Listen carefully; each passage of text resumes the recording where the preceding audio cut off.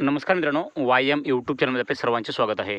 मित्रांनो, आपण आजच्या व्हिडिओमध्ये बांधकाम कामगारांना नोंदणी केल्यानंतर कोणकोणत्या शासनाच्या योजनांचा लाभ मिळतो ह्याबाबत सविस्तर माहिती देण्याचा प्रयत्न करणार आहोत. बरेच मित्रांनी कमेंट केले आहे की सर, बांधकाम कामगारांनी नोंदणी केल्यानंतर त्यांना कोणकोणत्या योजनेमार्फत पैसे मिळू शकतात, लाभ मिळू शकतो, ह्याबाबत सविस्तर माहिती सांगा. तर मित्रांनो, तीच माहिती आपण आजच्या व्हिडिओमध्ये पाहणार आहोत की कोणकोणत्या योजना आहेत.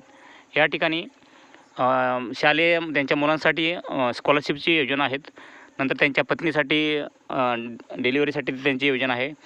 तसेच म्हणजे भरपूर घरकुलसुद्धा ज्यांना काही घरं राहायला निवारा नाही किंवा बेघर आहेत किंवा कच्चं घर आहे, त्यांना पण घरकुल स्वरूपात त्याचा लाभ म्हणजे नवीन घर बांधण्यासाठी एक त्याचा लाभ दिला जातो.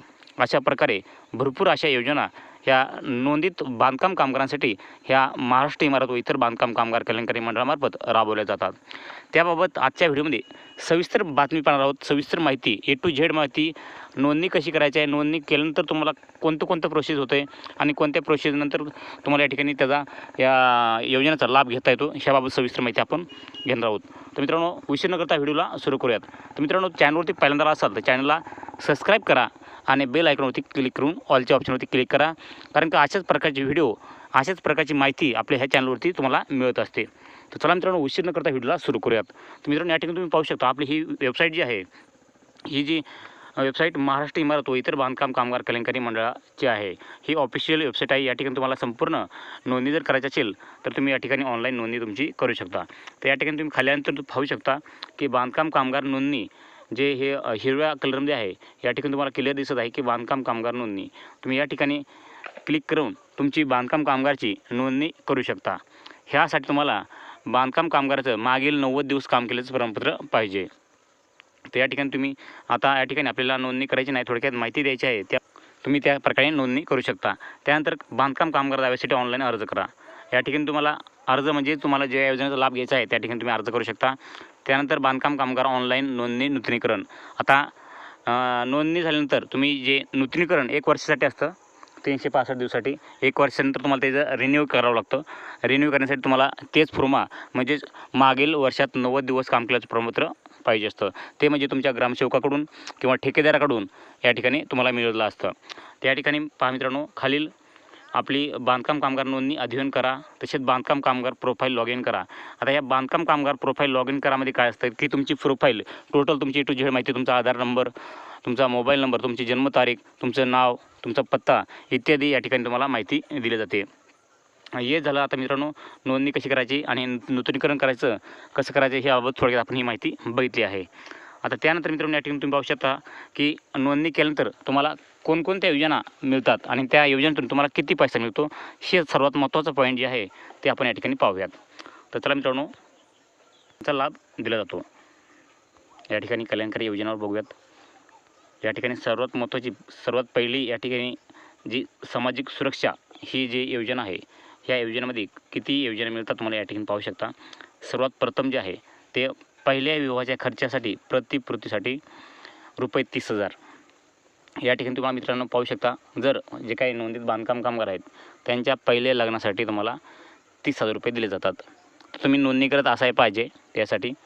आता त्यानंतर तुम्ही या ठिकाणी साईडला पाहू शकता मध्यभोजन योजना. आता या मध्यभोजन योजनेमध्ये तुम्हाला दुपारच्या वेळेस जेवण मिळतं.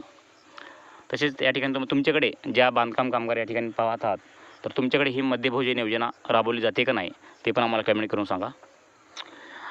त्यानंतर या ठिकाणी प्रधानमंत्री श्रम योगी मानधन योजना ही योजना या ठिकाणी राबवली जाते. त्यानंतर प्रधानमंत्री जीवन ज्योती विमा योजना, प्रधानमंत्री सुरक्षा विमा योजना. या ठिकाणी तुम्ही खाली पाहू शकता आणखी भरपूर योजना आहेत. पूर्व शिक्षण ओळख प्रशिक्षण योजना. त्यानंतर या ठिकाणी आपण शैक्षणिक योजनेविषयी माहिती बघूयात. या ठिकाणी या योजनेअंतर्गत सर्व लाभ फक्त नोंदणीकृत बांधकाम कामगाराच्या पहिल्या 2 मुलांसाठी लागू आहे. हे सर्वात महत्त्वाचा पॉईंट आहे मित्रांनो. या ठिकाणी तुम्ही पाहू शकता की या ठिकाणी एक लाईनमध्ये काय लिहिलेलं आहे हे तुम्ही लक्षपूर्वक ऐका अगोदर. या योजनेअंतर्गत सर्व लाभ फक्त नोंदणीकृत बांधकाम कामगाराच्या पहिल्या 2 मुलांसाठी लागू आहे. फक्त बांधकाम कामगारचे जे नोंदणीकृत बांधकाम कामगार आहेत त्यांच्या 2 मुलांसाठी पहिल्या यासाठी लागू आहे. त्यानंतरच्या मुलांना मिळणार नाही. असं या ठिकाणी दिलेलं आहे. तर या ठिकाणी तुम्ही पाहू शकता इयत्ता 1ली ते 7वीच्या विद्यार्थ्यांसाठी प्रतिवर्ष रुपये 2,500. त्यानंतर 8वी ते 10वीच्या विद्यार्थ्यांसाठी प्रतिवर्ष 5,000. आता या ठिकाणी तुम्हाला किमान 75 अथवा अधिक उपस्थिती आवश्यक असते. आता या ठिकाणी तुम्ही नंतर पाहू शकता साईडला इयत्ता 10वी 12वीमध्ये किमान 50 किंवा अधिक गुण प्राप्त झाल्यास 10,000 रुपये. 10वी 12वीमध्ये किमान 50 किंवा अधिक गुण प्राप्त झाल्यास या ठिकाणी 10,000 रुपये तुम्हाला मिळणार आहेत. तर या ठिकाणी साईटला पहा. या ठिकाणी आता या 11वी व 12वीच्या शिक्षणासाठी प्रति शैक्षणिक वर्ष इयत्ता 11वी व 12वीच्या शिक्षणासाठी प्रति शैक्षणिक वर्ष 10,000 रुपये. त्यानंतर पदवी अभ्यासक्रमाकरिता प्रतिवर्ष रुपये 20,000 नोंदीत बांधकाम कामगाराच्या पत्नीसह लागू. जर नोंदणीकृत बांधकाम कामगाराची पत्नी जर शिक्षण घेत असेल तर त्या पत्नीलासुद्धा या ठिकाणी हा 20,000चा लाभ जो आहे तो मिळू शकतो. त्या ठिकाणी तुम्ही खाली पाहू शकता मित्रांनो. या ठिकाणी वैद्यकीय पदविकाकरिता प्रतिवर्ष रुपये 1,00,000. तसेच अभियांत्रिक पदविकाकरिता प्रतिवर्ष रुपये 60,000 नोंदणीकृत बांधकाम कामगाराच्या पत्नीसह ही पण योजना लागू आहे. बघा, वैद्यकीय पदवीकरिता प्रतिवर्ष रुपये 1,00,000 आणि अभियांत्रिक पदवीकरिता रुपये 60,000.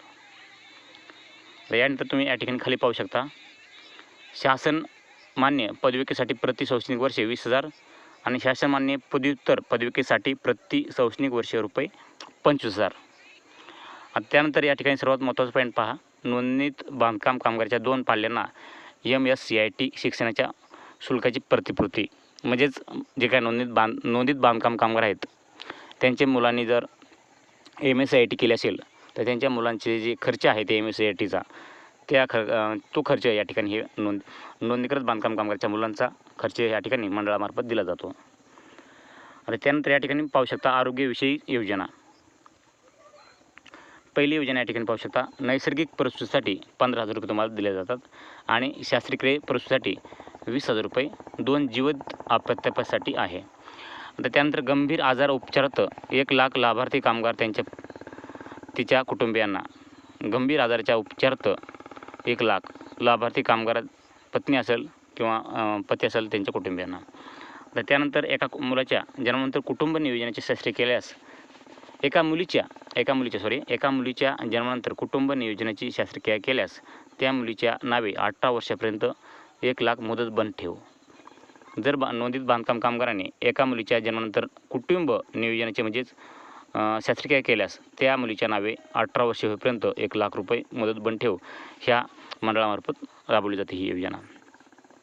त्यानंतर किती 2,00,000 म्हणजे 75 किंवा कायमचे अपंगत्व आल्यास हे 2,00,000 या ठिकाणी मिळाले जातात.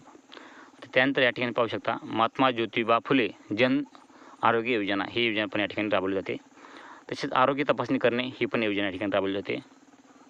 आता या ठिकाणी तुम्ही पाहू शकता आर्थिक योजना. यामध्ये कामगाराचा कामावर असताना मृत्यू झाल्यास 5,00,000 रुपये त्यांच्या वारसाला मिळाला आहे, कायदेशीर वारसाच. तर त्यानंतर या ठिकाणी पाहू शकता कामगाराचा नैसर्गिक मृत्यू झाल्यास 2,00,000 रुपये त्यांच्या कायदेशीर वारसाच मिळाला जातो. या ठिकाणी तुम्ही पाहू शकता सर्वात महत्त्वाची योजना जी आहे नोंदीत बांधकाम कामगाराची. सर्वांचं स्वप्न असतं की आपलं स्वतःचं घर असायला पाहिजेत आणि त्यासाठी महाराष्ट्र इमारत व इतर बांधकाम कामगार कल्याण महामंडळामार्फत घरकुलासाठी ही योजना राबवली आहे. तर या ठिकाणी तुम्ही पाहू शकता अटल बांधकाम कामगार आवास योजना शहरी अर्थसहाय्य 2,00,000 रुपये. आणि त्यानंतर या ठिकाणी साईटला तुम्ही पाहू शकता शेजारीच अटल बांधकाम कामगार आवास योजना ग्रामीण त्यासाठी अर्थसहाय्य 2,00,000 रुपये या ठिकाणी दिलेलं आहे. तर सर्वात महत्त्वाचं पॉईंट या ठिकाणी तुम्हाला घरकुलसुद्धा नोंदीत बांधकाम कामगारांना शहरी असो किंवा ग्रामीण असो दोन्ही भागामध्ये घरकुल दिले जातात नोंदीत बांधकाम कामगारांसाठी. आता कामगाराचा मृत्यू झाल्यास अंत्यविधीसाठी 10,000 रुपये या ठिकाणी दिले जातात. वय 50 ते 60 असणं गरजेचं आहे. त्यानंतर या ठिकाणी तुम्ही पाहू शकता कामगाराचा मृत्यू झाल्यास त्याच्या विधवा पत्नीस अथवा स्त्री कामगाराच्या विधुर पतीस रुपये 24,000 रुपये 5 वर्षाकरता दिले जातात. त्यानंतर कर्जावरील रुपये 6,00,000 पर्यंतच्या व्याजाची रक्कम किंवा 2,00,000 रुपये अशा ह्या प्रकारची ही योजना या ठिकाणी नोंदीत बांधकाम कामगारांना मिळत जातात. तर मित्रांनो नोंदणी कशी करायची ह्याबाबत आपण सविस्तर व्हिडिओ आपल्या ह्या चॅनलवरती बनवलेला आहे. त्या व्हिडिओची लिंक मी ह्या डिस्क्रिप्शनमध्ये दिली, तिथून तुम्ही तो व्हिडिओ जाऊन पाहू शकता. डिटेलमध्ये माहिती परिपूर्ण एकदम सोप्या मराठी भाषेमध्ये सांगितलेलं आहे की नोंदणी कशा प्रकारे केली जाते, काय काय कागदपत्र लागतात आणि काय प्रोसेस आहे. ह्याबाबत सविस्तर माहिती दिलेली आहे. आणि आपण ह्या व्हिडिओमध्ये संपूर्ण A to Z माहिती घेतली आहे की बांधकाम कामगारांनी नोंदणी केल्यानंतर त्यांना कोणकोणता लाभ दिला जातो. ही संपूर्ण तुम्हाला माहिती जर आवडली असेल तर व्हिडिओला लाईक करा आणि असेच व्हिडिओ पाहण्यासाठी आपल्या चॅनलला सबस्क्राईब करून बेल आयकॉनवरती क्लिक करा. जर मित्रांनो तरी पण तुमच्या मनामध्ये काही प्रश्न शंका असतील तर आम्हाला कमेंट करून या ठिकाणी विचारू शकता. तर मित्रांनो भेटूयात अशाच नवीन माहितीचं अशाच नवीन व्हिडिओमध्ये. तोपर्यंत जय हिंद जय महाराष्ट्र.